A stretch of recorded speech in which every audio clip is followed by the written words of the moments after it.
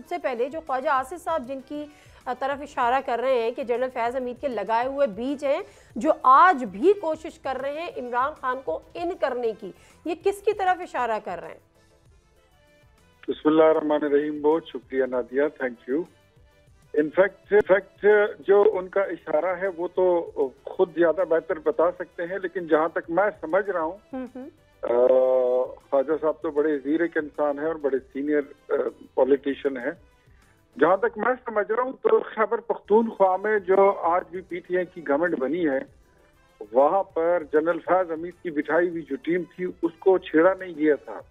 Maximum وہ لوگ جو تھے وہ سیکنڈ ایئر پر تھرڈ ایئر پر وہ موجود تھے، اور اس میں سے کافی سارے لوگوں کو ہم بائی نیم بائی فیس جانتے ہیں. ان کو نہ چھیڑ کر تو الیکشن کو ریگ کیا گیا تھا، باقاعدہ ان کے لیے مناپلی کی گئی تھی، کوئی سیٹنگ کی ہوئی تھی، انجینئرنگ باقاعدہ کی گئی تھی. اس کے علاوہ بھی جو بات آپ نے کی نا تو اس میں کوئی شک نہیں ہے کہ جنرل قمر جاوید باجوہ صاحب نے انہوں نے ہم اس کے نہ کبھی بینیفیشری رہے ہیں نہ انہوں نے ہماری کوئی حمایت کی ہے. ان کے متعلق یہ بات بڑی مشہور ہے، میرے خیال میں فیصل بھائی بھی بیٹھے ہیں، ان کو بھی اس بات کا علم ہے کہ جنرل باجوہ کے ساتھ جو بھی رابطہ کرتا تھا کہ میں تو عمران کے ساتھ کھڑا ہوں اس عدم اعتماد کے معاملے میں، تو وہ کہتے تھے بالکل کھڑے ہوں، آپ کا حق ہے اور ہونا بھی چاہیے.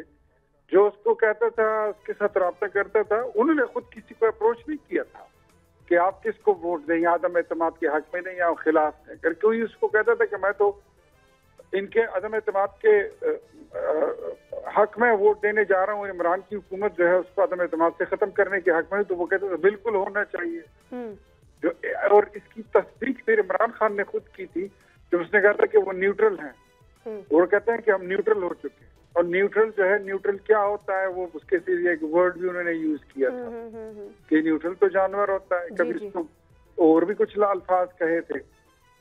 تو ہم تو اس کے کبھی بینیفیشری نہیں رہے ہیں اور کوئی احسان ان کا ہمارے ایز اے پارٹی تو نہ رہے ہو، لیکن انڈیویجولز تو کی بڑی ایک لمبی فہرست آ رہی ہے. لیکن اختیار ولی خان صاحب ذرا ایک چیز کو کلیریفائی کیجیے گا، جو آپ نے خیبر پختونخوا میں کہا کہ وہ سیکنڈ ایئر یا تھرڈ ایئر، یا آپ ادارے کے اندر کے لوگوں کی بات کر رہے ہیں؟ نہیں، میں بیوروکریسی کی بات کر رہا ہوں. بیوروکریسی کے علاوہ جو ہے کچھ ادارے وہ بیوروکریسی چاہ رہی ہے آج بھی کہ عمران خان دوبارہ ان ہو جائے. خیبر پختونخوا کی بیوروکریسی چاہ رہی ہے جی، خیبر پختونخوا کی بیوروکریسی چاہ رہی ہے کہ عمران خان کو آج بھی ان کر دیا جائے. ڈیفینیٹلی ان کے تو راستہ چھوٹنے کا راستہ ہی یہی ہے کہ جنرل وہ کیسے چاہ سکتے ہیں؟ جنرل قمر جاوید باجوہ صاحب، جنرل فیض صاحب، خاص کر پھر فیض حمید صاحب، ان کی ٹیم کا اتنا کوئی ان کو راستہ ملے، غلبہ ملے تو ڈیفینیٹلی پہلے بھی الٹیمیٹ بینیفیشری ان کے جو تھے وہ عمران خان صاحب تھے، آج بھی ہوں گے اور کل بھی ہوں گے. تو ڈیفینیٹلی وہ تو یہی چاہیں گے، لیکن اس کے راستے اب سارے بند ہو چکے ہیں. یہ کہانی اب ختم ہو گئی ہے، gone are the days now. ٹھیک ہے، میں آتی ہوں. فیصل چودھری صاحب ذرا آپ اس پہ روشنی ڈالیے گا کہ خواجہ آصف صاحب مجھے نہیں پتا کہ کس کی طرف اشارہ کر رہے تھے جب اختیار ولی صاحب کہہ رہے ہیں کہ وہ خیبر پختونخوا کی بیوروکریسی جن کو ہٹایا نہیں گیا. مطلب مجھے خیر یہ بات سمجھ نہیں آئی کہ آپ تھوڑا سا اس کو کلیئر کریں کہ وہ جنرل فیض کے لگائے ہوئے بیج ہیں اور وہ آج پروجیکٹ عمران خان پہ آج بھی کام کر رہے ہیں اور عمران خان کو ان کرنے کے لیے کام کر رہے ہیں. یہ جس کی طرف اشارہ ہے یہ صحیح نشاندہی کی ہے اختیار ولی صاحب نے؟ دیکھیے میرا جو اس ساری سٹیٹمنٹ میں یہ جس کے ساتھ کوئی کھنس ہے وہ سارے نکال رہے ہیں اسی مقدمے کی جو سزا ہے نا اس کے نتیجے میں. خواجہ آصف صاحب کو، ثاقب نثار صاحب کو کے ساتھ کھنس ہے تو وہ پوری مسلم لیگ نواز کو ہے. وہ لائے بھی ان کو وہی تھے، انہیں کے لاء سیکٹری تھے، بعد میں جج بھی انہوں نے بنایا تھا، اور وہ نکال رہے ہیں طلال کو کیونکہ ثاقب نثار صاحب نے سزا دی تھی وہ کنٹیمپٹ میں. ظاہر ہے ان کا وہ گرج ہے.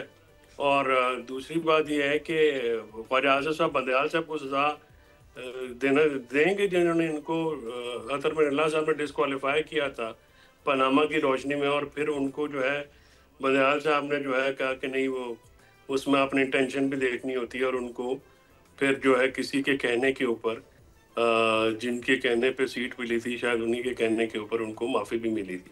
سو یہ جو سٹوریاں اگر یہ اس طرف جائیں گے तो फिर जा के खोलें। हम तो चाहते हैं कि साहब को जो जो वहाँ पे होता रहा, कि बहुत सारी चीज़ें तो हमारे सामने हुई। जब जिस दिन ये केस हुआ असेंबली वाला, जब ये नो कॉन्फिडेंस वाला, तो उस वक्त तो बिल्कुल मैं खुद उस टीम में था और वहाँ पे हम लोग बैठे हुए थे। तो जब ब्रेक से पहले तो ये तकरीबन तय था कि जी असेंबली रिस्टोर हो जाएगी, लेकिन 88 का जो फैसला है वो जुनेजो साहब की हुआ ये था कि सुप्रीम कोर्ट ने जुनेजो साहब की असेंबली को रिस्टोर करके कहा था कि क्योंकि अब इलेक्शन अनाउंस हो गए हैं, लिहाजा कौम इलेक्शन की तरफ चली जाए, लिहाजा वो फिर इलेक्शन हो गए थे। तो वो इस किस्म का कोई अरेंजमेंट था, जो बीच में बाद में उसको जो है वो ऑल्टर किया गया। और पूरा एक फिर इसलिए जब हम एंटर हुए तो मैं था, रिफात थे, उसमें खालिद साहब थे, हमारे अटॉर्नी जनरल अली जफर साहब थे, हम 3 4 5 सबसे पहले। तो सबसे पहले सफ में हमने जाके कतार में देखा तो चीफ इलेक्शन कमीशन बैठे हुए थे। तो अली जफर साहब मेरे साथ बैठे, तो मैंने कहा सर कि ये हमारे साथ एंड हो गया है। तो कहने लगे क्यों? मैंने कहा ये बंदा इधर से आ नहीं सकते, तो जजेस के डोर से आया। जजेस डोर से मतलब है ये तो फिर पीछे से आए हैं, तो ये कॉरिडोर्स में घुसर पुसर तो काफ़ी देर की जा रही है जब तक हम। लेकिन उसमें खान साहब और मोहम्मद से Azam Khan were very clear, उन्होंने कहा कि ये असेंबली रिस्टोर नहीं करेंगे। ये आप हम ब्रीफ कर रहे थे ना पोस्ट हियरिंग पीएम ऑफिस में, और बीच में बाजवा साहब का भी फोन आया।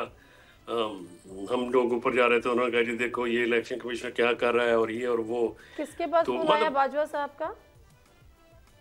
वो हम ऊपर जा रहे थे, हम सारे इकट्ठे थे ना, तो हम में से मुझे याद नहीं है किसी को फोन आया उनका। तो मैंने कहा जी ये चारों, हम अपनी जुबान में कहते हैं कि चारों दीवारों में ना ये पेंट कर, मतलब चारों का ना मल देने। तो उस पर वो बाजवा साहब का ये बड़ा आर्ट था, जैसे अख्तियार साहब ने कहा ना, वो जो जिसको फोन करते थे वो उसको खुश कर देते। वो सियासतदान टाइप जर्नैल थे। तो वो जर्नैल चले वो नहीं थे जी। तो वो अब इसमें जो आप ये स्टेटमेंट जो ख्वाजा आसिफ साहब की है ना बुनियादी तौर पे, ये या तलाल साहब की है या राना साहब की है। अब राना साहब का जनरल कमर बाजवा पे वो खुन्नस है, वो वाली जो उनके ऊपर वो हेरोइन वाला केस हुआ था। तो बल्कि सब अपने अपने स्कोर सेटल करने की यहाँ पे कोशिश करो। ये तो होता है, ये तो बेसिकली होता है जब एक जो है ना फरीक गिर जाता है तो फिर सबने अपने अपने घूसे आजमाने होते हैं। वो जब तगड़े होते हैं तो तब नहीं नाम लेते हैं, तब भी सारे कहते हैं हां जी सर सलूट, बिल्कुल बिल्कुल, बड़ा जर्नैल पैदा ही नहीं हुआ कोई।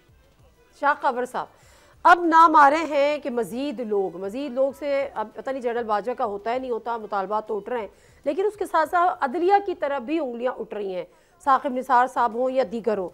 और फिर तलाल चौधरी साहब कह रहे हैं कि अब एक इदारे ने खुद एहतसाबी कर दी तो दूसरे इदारे को भी चाहिए खुद एहतसाबी करे। Is it really possible? देखिए, जो सिविलियन हायरार्की होती है या इवन मिलिट्री हायरार्की होती है, उनके तो एहतसाब का एक तरीक़ाकार मौजूद है। जो सिविल सर्वेंट्स हैं उनके लिए अपने लॉज हैं, सिविल सर्वेंट्स एक्ट है, उसके रूल्स हैं। उनको इवन कुछ अरसा जब वो रिटायर भी हो जाएं तो उसके मेरे ख्याल 1 साल के बाद उनके ख़िलाफ़ कार्रवाई हो सकती है अगर उन्होंने कोई मिसकंडक्ट किया है। इसी तरह जो आर्मी में भी एक एहतसाब का निज़ाम मौजूद है, वहाँ पे जो सर्विंग ऑफिसर्स या ऑफिशल्स होते हैं उनके फोर्ट मार्शल्स होते रहते हैं। इवन आपकी रिटायरमेंट के बाद भी बहुत सारे जनरल्स को जो है उनको भी कोर्ट मार्शल प्रोसीडिंग्स उनको भी फेस की उन्होंने। और लेकिन ये वाला जो एक कोर्ट मार्शल है ये बड़ा इंपॉर्टेंट इसलिए है कि ये एक साबका DGISI थे और बड़े तगड़े किस्म के जनरल, ठीक है।